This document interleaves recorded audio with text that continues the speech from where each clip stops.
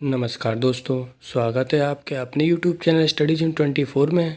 तो जैसा कि हमने वन लाइनर सीरीज चला रखी है जिसमें हम हिस्ट्री और पॉलिटी से संबंधित महत्वपूर्ण प्रश्नों की चर्चा करते हैं और सभी प्रश्न वन लाइनर फॉर्मेट में होते हैं। तो आज हम पॉलिटी से संबंधित जो वन लाइनर सीरीज है उसमें हम सर्वोच्च न्यायालय की चर्चा करेंगे, जिसमें सभी महत्वपूर्ण प्रश्नोत्तर की चर्चा होगी और सभी के सभी प्रश्नोत्तर वन लाइनर फॉर्मेट में होंगे। तो वीडियो पसंद आए तो ज़्यादा से ज़्यादा लोगों को शेयर करें, लाइक करें, सब्सक्राइब करें। आइए शुरू करते हैं आज का वन लाइनर फॉर्मेट में जो सभी वन लाइनर में है। तो पहला प्रश्न हमारा है कि भारतीय संविधान में सर्वोच्च न्यायालय का उल्लेख किस भाग में मिलता है। तो भारत में एक सर्वोच्च न्यायालय है, इसका उल्लेख भारतीय संविधान के किस भाग में मिलता है। तो भाग 5 में वर्णन है इसका। सर्वोच्च न्यायालय का उल्लेख किस अनुच्छेद के अंतर्गत किया गया। तो सर्वोच्च न्यायालय का जो उल्लेख है उसका किस अनुच्छेद के अंतर्गत किया गया। तो अनुच्छेद 124 से 147 तक सर्वोच्च न्यायालय से संबंधित महत्वपूर्ण वर्णन किया गया है। नेक्स्ट है कि किस अधिनियम के तहत भारत में सर्वोच्च न्यायालय की स्थापना हुई थी। तो वह कौन सा अधिनियम है जिसके तहत भारत में सर्वोच्च न्यायालय की स्थापना हुई थी। तो वह था रेगुलेटिंग एक्ट 1773। कौन सा था? Regulating act 1773। वर्तमान में सर्वोच्च न्यायालय में मुख्य न्यायाधीशों की सहित कुल कितने न्यायाधीश है। तो वर्तमान में जो हमारा सर्वोच्च न्यायालय उसमें मुख्य न्यायाधीश सहित और अन्य न्यायाधीश को जोड़ के कुल 34 न्यायाधीश हैं, यानी कि एक मुख्य न्यायाधीश और 33 अन्य न्यायाधीश होते हैं। सर्वोच्च न्यायालय का गठन किस उसकी शक्तियाँ व न्यायाधीश को हटाने की विधि किस देश के संविधान से ली गई। तो सर्वोच्च न्यायालय का गठन हो गया, उसकी शक्तियाँ व न्यायाधीश को हटाने की जो विधि है वह अमेरिका के संविधान से ली गई। कहाँ से ली गई दोस्तों? अमेरिका के संविधान से ली गई। सर्वोच्च न्यायालय के न्यायाधीशों की नियुक्ति कौन करता है। तो सर्वोच्च न्यायालय के जो न्यायाधीशों की नियुक्ति वह राष्ट्रपति करता है। कौन करता है? राष्ट्रपति करता है। सर्वोच्च न्यायालय के न्यायाधीश को शपथ कौन दिलाता है। तो सर्वोच्च न्यायालय के न्यायाधीशों को जो शपथ दिलाता है वह भी राष्ट्रपति दिलाता है। कौन दिलाता है? राष्ट्रपति ही दिलाता है। नेक्स्ट है सर्वोच्च न्यायालय का न्यायाधीश अपना त्यागपत्र किसे सौंपता है। तो सर्वोच्च न्यायालय का न्यायाधीश अपना त्यागपत्र सौंपता है राष्ट्रपति को। किसे सौंपता है? राष्ट्रपति को। सर्वोच्च न्यायालय के न्यायाधीश की सेवानिवृत्ति की आयु कितनी है। तो सर्वोच्च न्यायालय के न्यायाधीश की सेवानिवृत्ति की जो आयु है वह 65 वर्ष तक कितनी है? 65 वर्ष तक होती है।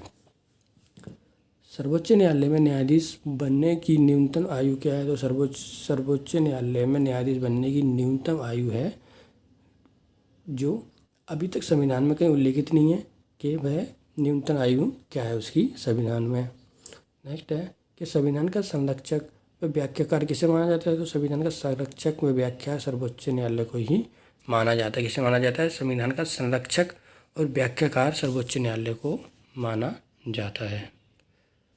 नेक्स्ट है मौलिक अधिकारों की रक्षा कौन करता है। तो मौलिक अधिकारों की रक्षा सर्वोच्च न्यायालय करता है। कौन करता है? सर्वोच्च न्यायालय। सर्वोच्च न्यायालय के न्यायाधीशों को पद से किस प्रकार हटाया जा सकता है। तो सर्वोच्च न्यायालय के न्यायाधीशों को उनके पद से किस प्रकार से हटाया जा सकता है। तो हटाया जाता है उनके दुर्व्यवहार सिद्ध कदाचार के आधार पर महाभियोग के द्वारा। कैसे हटाया जा सकता है?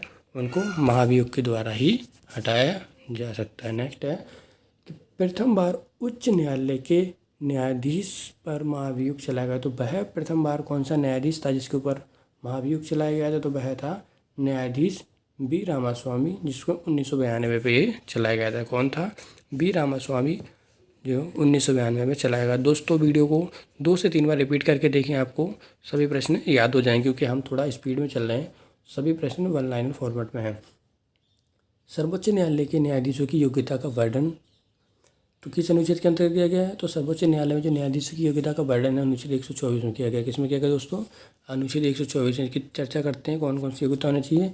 तो साधारणतः वह भारत का नागरिक हो और कम से कम किसी उच्च न्यायालय में न्यायाधीश के रूप में 5 वर्ष, कितने दोस्तों? 5 वर्ष याद रखना। किसी कम से कम किसी एक या फिर एक से अधिक उच्च न्यायालयों में 5 वर्ष तक न्यायाधीश के रूप में काम किया हो, अर्थात कम से कम किसी उच्च न्यायालय में 10 वर्ष तक अधिवक्ता के रूप में कार्य किया हो। क्या है?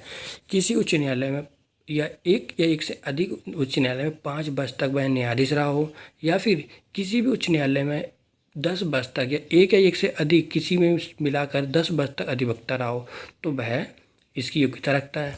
वहीं तीसरा है कि राष्ट्रपति की दृष्टि में कानून का अच्छा विधिवेत्ता हो या फिर ज्ञाता हो, तो वह इसकी योग्यता रखता है। नेक्स्ट है, सर्वोच्च न्यायालय के मुख्य न्यायाधीशों का वेतनमान कितना है वर्तमान है? तो वर्तमान में देखें तो सर्वोच्च न्यायालय के मुख्य न्यायाधीश का वेतन है 2,80,000। कितना है दोस्तों? मुख्य जो न्यायाधीश होता है उसका 2,80,000 है।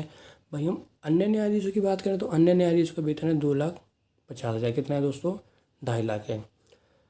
भारत में किस प्रकार की न्याय व्यवस्था है? तो भारत में एकहरी व एकीकृत न्याय व्यवस्था है। कैसी दोस्तों? एकहरी व एकीकृत न्याय व्यवस्था है। नेक्स्ट है कि भारतीय न्यायिक व्यवस्था में न्यायालय ने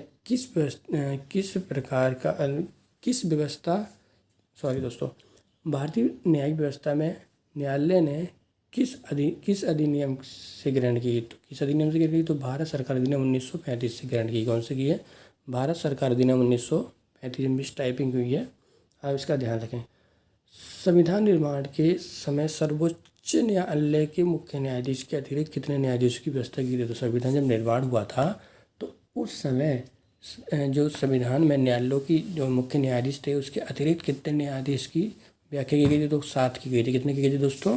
संविधान निर्माण के समय 7 न्यायाधीशों की व्याख्या की गई थी या व्यवस्था की गई थी। सर्वोच्च न्यायालय में न्यायाधीशों की संख्या में वृद्धि करने का अधिकार किसके पास है? तो सर्वोच्च न्यायालय में न्यायाधीशों की संख्या में वृद्धि करने का जो अधिकार होता है वह होता है संसद के पास। किसके पास होता है दोस्तों?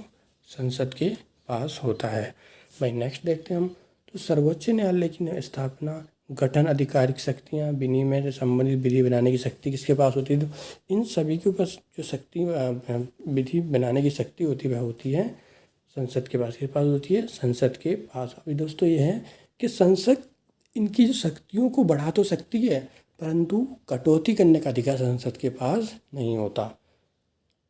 भारत का सर्वोच्च न्यायालय किस अनुच्छेद के तहत भारतीय नागरिकों के मौलिक अधिकारों की सुरक्षा करता है? तो वह कौन सा अनुच्छेद है जिसके तहत भारतीय मौलिक अधिकारों की रक्षा करता है? तो वह अनुच्छेद 32। कौन सा दोस्तों? अनुच्छेद 32। नेक्स्ट देखते हैं, संविधान की व्याख्या करने का अंतिम अधिकार किसके पास है? तो संविधान की व्याख्या करने का अंतिम अधिकार है संसद के पास। किसके पास है दोस्तों? संसद के पास है। न्यायिक पूर्वावलोकन क्या अभिप्राय है? न्यायिक पूर्वावलोकन से अभिप्राय है कि सर्वोच्च न्यायालय राज्य के किसी भी कानून को अवैध घोषित कर सकता है, यानी कि राज्य द्वारा कोई भी बनाया गया कानून जो सुप्रीम कोर्ट को अवैध लगता है या अनुचित लगता है तो उस कानून को अवैध घोषित कर सकता है। किस अनुच्छेद के तहत यह विहित है कि भारत के सर्वोच्च न्यायालय में संपूर्ण कार्रवा अंग्रेजी भाषा में होगा? तो वह कौन सा अनुच्छेद है जिसमें यह वर्णित किया गया कि सर्वोच्च न्यायालय में संपूर्ण कार्रवा अंग्रेजी भाषा में ही होंगे? तो अनुच्छेद 348 के तहत ये उल्लेखित किया गया है। नेक्स्ट है कि किस अनुच्छेद के तहत सार्वजनिक महत्व के मामले राष्ट्रपति सर्वोच्च न्यायालय से परामर्श मांग सकता है? तो किस अनुच्छेद के तहत सार्वजनिक महत्व के जो मामले हैं उसमें राष्ट्रपति सर्वोच्च न्यायालय से परामर्श मांग सकते हो? तो अनुच्छेद 143 के तहत। किसके तहत दोस्तों? अनुच्छेद 143 के तहत। तो हम 1-2 प्रश्न और इसकी चर्चा करेंगे।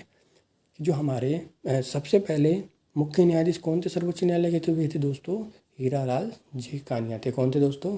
हीरालाल जे कानिया थे। तो दोस्तों इस प्रकार हमने आज सर्वोच्च न्यायालय से संबंधित महत्वपूर्ण प्रश्नों पर चर्चा की। अगले वीडियो में हम एक नए टॉपिक के साथ आएंगे। तो जब तक के लिए थैंक यू। और वीडियो पे अगर हमारे चैनल पर पहली बार जुड़े हैं तो सब्सक्राइब करें। सब्सक्राइब करने के साथ साथ नीचे बेल आइकन को प्रेस करें ताकि हमारे द्वारा अपलोड किए वीडियो आपके पास पहुँचें। धन्यवाद।